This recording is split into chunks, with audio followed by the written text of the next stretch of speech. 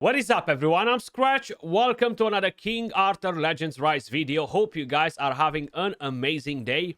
We got a brand new update today, guys. We're gonna go over the patch notes, and I am a bit surprised that we don't have new legendary heroes added to the game. I'm curious if they actually finished all of the heroes that they had designed and they're working on new ones, or what exactly is happening. I find it a bit odd that they haven't added new ones once again.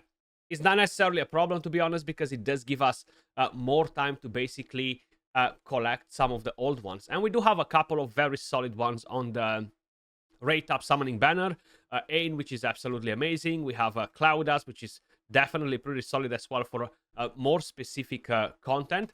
But let's dive into the patch notes. We actually have some changes to Clan Wars and some other things changed, including some small tweaks on Cloudas and Ain.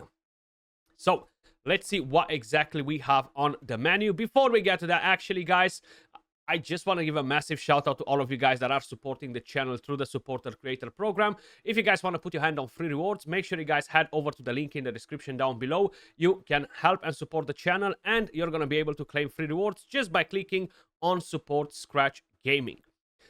I will send you rewards straight after the video. Now, let's dive straight into the new patch notes. Basically, they've added new features. You can now chat during a battle and pin that the chat, basically. I would assume a battle in pretty much all of the content, not necessarily related only to Clan Wars. Then, when crafting keepsakes, they added a hero list to show which heroes can equip the keepsake.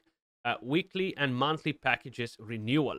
So, I don't necessarily think that we need a list with the heroes when we're crafting keepsake pieces, because I mean, you can just select basically the faction. I guess that's what they meant right here.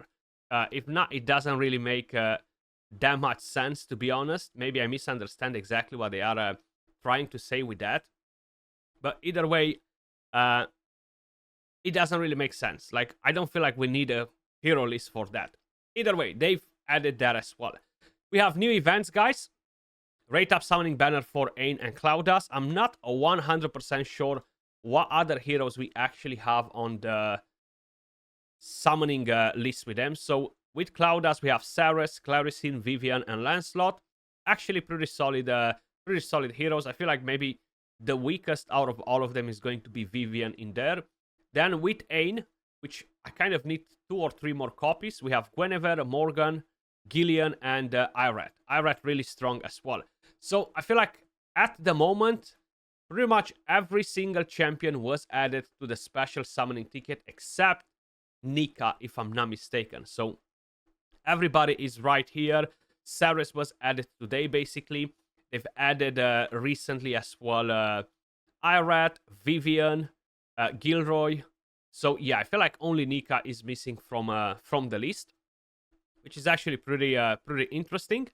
Then, if we are going to check what else we have right here, the new events. So we have an Ain mission event, a Cloudas mission event, we have a stamina consumption event, and we have the clan activities. Now, we do have the third 100 celebration event, which will give us a bunch of summons. So make sure you guys are completing it. So the Ain mission event, you gotta do the Apolea with her in the team, and you're gonna be able to claim some summons and some other goodies. Not bad rewards, because you can get some Awakening Stone selection chests as well, which can be pretty helpful. And you're getting around, what, 12 summons from here. Then with the Cloudas event, you gotta do the Shrine of Storm, sorry. And once again, pretty much the same thing in terms of rewards. Exactly the same. Both of them definitely worth doing, especially if you have the heroes. Now we have the King Arthur 100 day celebration event 3, which basically will require us to use stamina by the looks of it, right? That's the main thing, and the rewards are the following. You're gaining tons and tons of summons from here. I do want to mention that last time when we actually had these special mystery star tokens in the previous events for the last few weeks or so, I actually got 2 guaranteed legendary tickets, which was really nice to see. And as you guys can probably notice, we are getting around 25 summons from here as well. So just by doing both all these 3 events rather than both, you're gonna get 50 summons, which is more or less almost a guaranteed legendary. Then we have another stamina consumption event, which will give us these following rewards. More summons from here. I like that they are really giving us a lot of summons from the events, to be honest. Like, if I'm comparing it with Raid, just as an example, right? I feel like Raid is so freaking stingy to give you a summon. I like that here they are actually giving you summons so people can have some fun, you know? We have the clan activities events, which, yeah, they're giving you some of these freaking rare materials. They're super, super rare. You're not getting a lot of them, but better than nothing. A few more summons. And then you have the Raid Bounty Wyskull Hague. You know the drill. Basically just go and smash this boss. Seems like I'm not ranking for whatever reason, even though I've done a few runs in here. The rewards, just materials if you need them to upgrade some of the buildings. Plus you get the price time tokens, which are really, really helpful. That's pretty much everything in terms of events for the next 1 or 2 weeks, guys. I'm sure in a week we're gonna get a couple of new events as well. Let's dive straight into the other changes. So as I've mentioned, they've added series to the summoning list, to the regular one, which is really good for all of us that are trying to get her chivalry up. Then we have clan war improvements. They definitely need to make so many improvements on this game mode. I feel like no matter how many they're bringing in, they're still going to miss something. The main thing that we have at the moment with the Clan Wars, guys, is basically just not having good matchmaking. I feel like you're getting a lot of clans that either they put no defenses and stuff like this. I feel like they really need to boot those clans out of the Clan Wars. They should not be allowed to join if they're not setting up a defense. Even if they are registering for it, the game should somehow be able to check, okay, this clan has no defense set up, we're gonna get rid of it. Or if they have only 30% of the buildings occupied, try to match them with another clan that only have 30% of the buildings occupied. This is affecting the clans that are trying to compete for the rankings and stuff, because some clans might get luckier, they might get full clans that will score more points when they destroy them, and I feel like it's just a complete mess at the moment. Everything that has to do with matchmaking, seasons, tiers, and everything is just not there. So they have a lot of work to do there. Either way, the Lord and Clan Senate can make requests to occupy specific footholds using the one-to-one request button during the war preparation period. That's a nice QOL thing basically for the leaders. The clan icon effect of the estate will change based on the clan war period. So basically, most likely we're gonna have some different color on it when it appears here to kind of like let you know, okay, we're in a preparation, we're ready for battle, etc. A team deployment function will be added so that in the event heroes are not deployed to a foothold, a temporary team will be automatically deployed instead. Okay, so maybe this will actually help a little bit with what I just said before, with a lot of clans not having a defense team. But once again, I'm not sure if that's something that is going to happen. One thing that I would like to see as well is basically keep the same teams we had previously. And if we want to change them, we can then go and change them. I feel like it's much easier for the game to memorize to save all of our teams that we've used in the previous war in the new war as well, so we can keep the same defenses in the same spots. And if we want to move them from there, we can actually do it ourselves manually, right? Improves the acquisition of win-defeat points based on the clan war tier grade.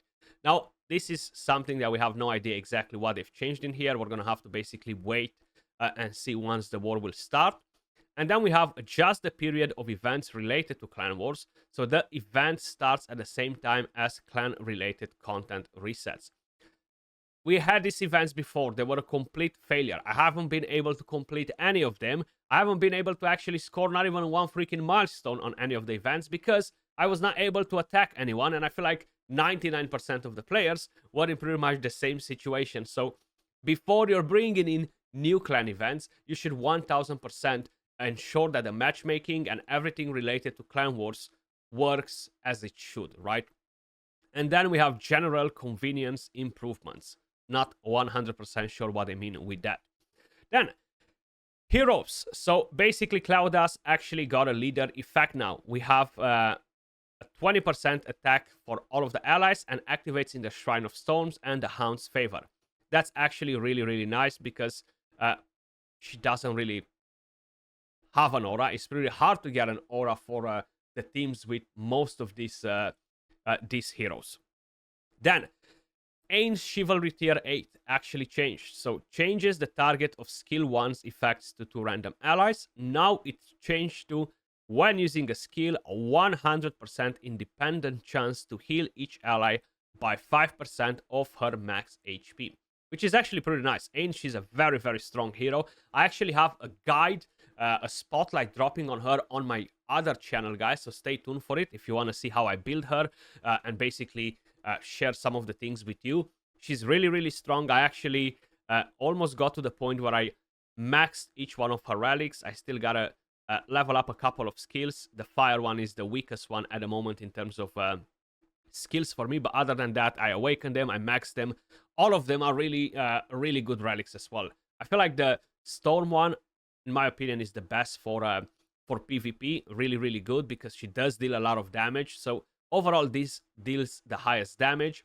The fire one is the best for the Poddark's dungeon because she is the strong elemental affinity. So basically, extra bonuses plus pretty solid damage as well. And you do need that abnormal status immunity, which can be really helpful. But you definitely need to have the relic maxed. So the chivalry before was pretty good. Today I was actually looking and I haven't realized that it changed. And I was like, wait, something looks odd here, right? Like, are we getting healing from Ain? I don't remember having that in her kit, right? And I've seen after in the patch notes that they've changed it because I actually got one more chivalry on her. I really want to get her to Chivalry 9 where we can actually gain this extra crit rate because it's really, really helpful. Of course, Chivalry 10 will be good too because you are getting some extra attack, but this crit rate will be massive on her. Heading back to the patch notes right here, guys. We have some portrait frames. Honestly, it's pretty hard to get them if you're not pushing super hard, if you're not wailing out a little bit. Like, we have had a reset on the Forbidden Dungeon, right? We already have people that basically burned all of the 100 floors today on the reset day. This is something that personally I don't like. I don't like that you're able to purchase so many tickets from so many different packs that basically it enables you to just burn in day 1 to floor 100. Yes, it's really helpful for whoever does it, but I just feel like is not right in my opinion. Let me know what you guys think about that actually, because I'm very curious. Then we have some other improvements, basically fixes certain UI UX that are displayed unnaturally, improves the red dot notifications. We had some issues with that. Improves the equipment bulk seller filter. So curious to see what they've improved there. Improves the inventory categories. Adds the equipment stat description to the stat info. So basically small things. What I would like to see is basically the ability to gain more materials to forge the focus set. And as you guys can probably notice, yes, this completely changed right here. I've been used with the previous one, but I'll take this one as well. Okay, so they've added a summon separately. These are all together, I would assume. Yeah, all together. And then you have... Oh, you have the material separately as well. Okay. Oh, okay, I see what they've done. So basically, they've changed from the top. You have categories right now. Easier to kind of like find them. So we need more binding chains materials. It's ridiculous that this is the only set that we cannot put our hand on. Hands of Time, actually, sorry. The Hands of Time, not binding chains. We need more Hands of Time materials. Lots of them. Lots and lots of them. It's so hard to get them, guys. You barely get any per month. I'm not sure if they're planning to bring in a new dungeon or they're planning to bring in some new content that will drop these materials. But if you are going even at the Forge, you're going to see that basically it shows you there's no way to get them. And that is a bit odd, right? So focus set. There's currently no way to obtain this, which kind of sucks. So I wish they would add a way for us to get more of those materials for the forge. Other than that, just bug fixes, guys. Nothing crazy. It's no point to basically go and read everything because yeah, that's what we got in today's update. I feel like they really need to work on Clan Wars. Some new content would be nice. I would like to see more rare heroes as well, not only legendaries, to be honest, just to be able to kind of like test more stuff with rare heroes rather than just legendaries. They're easier to build. You guys know the drill with all that. Either way, let me know your thoughts in the comments down below. How are you enjoying King Arthur Legends Rise at the moment? What would you like to see in the game? As usual, appreciate all of you guys watching. Much love, and I'll catch you all in the next one. Peace.